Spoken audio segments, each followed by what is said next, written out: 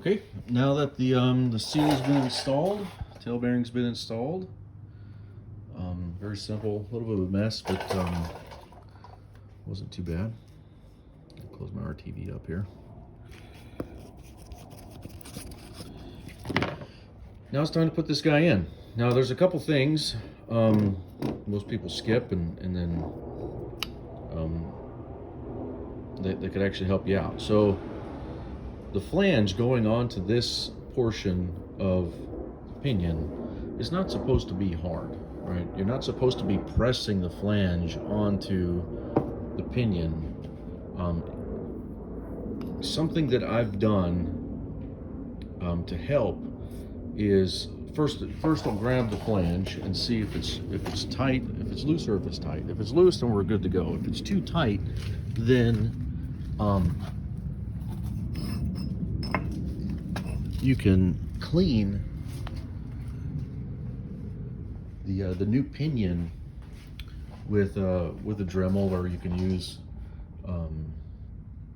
you know, like some red Scotch-Brite or green Scotch-Brite or something to take just the film off the gear.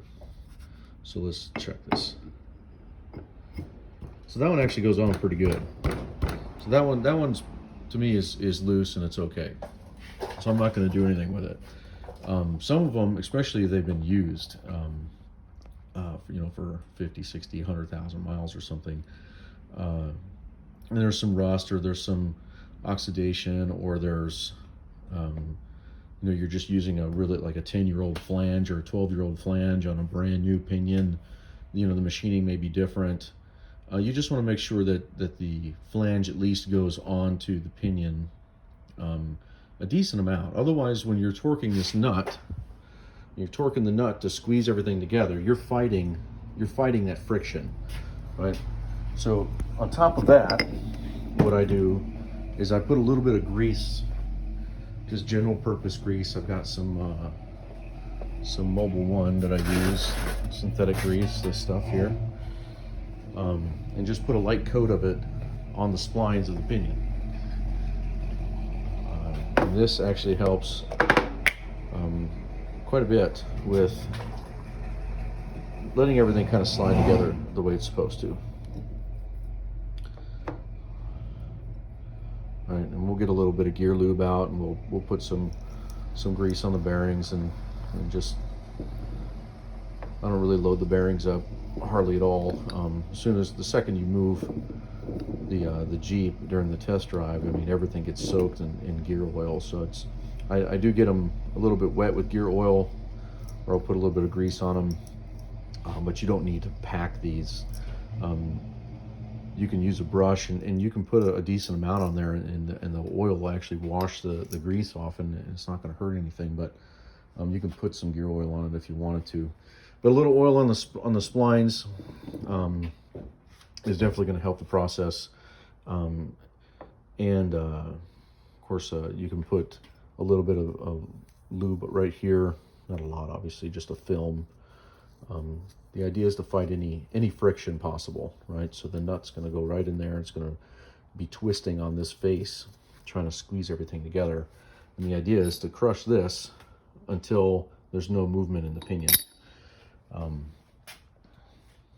So that is going to be our next step, is sliding this pinion in, getting this flange on far enough, which it looks like I'm not going to have any problems, far enough to get the nut started with 2 or 3 threads, and then we're going to use the impact to draw it in a little bit, take the old nut off, and then we're going to put the new nut on, and then we're just going to torque it down. The next video, I'll have everything set up to where you can see me torque everything together.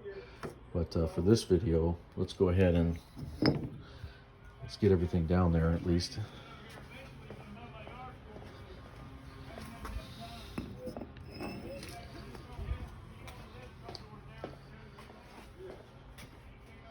Get the new nut, pinion. All right.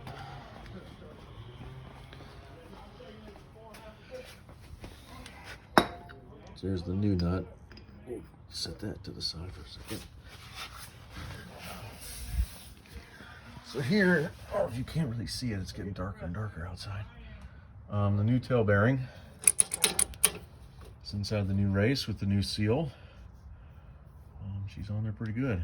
So you basically take the pinion and you push it through the hole with one hand, push the flange on with another, and then you can tap on the outside of the flange to push it on far enough to get the nut on, or you can hold the flange and tap with the sledgehammer or a mallet, preferably a mallet, on the head of the pinion and push it this way. Either way, the idea is to smash them together enough to get the nut started. That's the goal right now, is just to get the nut started and get it to where we can squeeze it together. So at this point, your checklist should include shims, bearing races are pushed in far enough all the way till they bottomed out, your tail bearing is installed, your seal is installed, your head bearing is pushed all the way down, and your splines are lubed up, and your flange is ready to go on using the old nut. The next video will be me putting this on, and then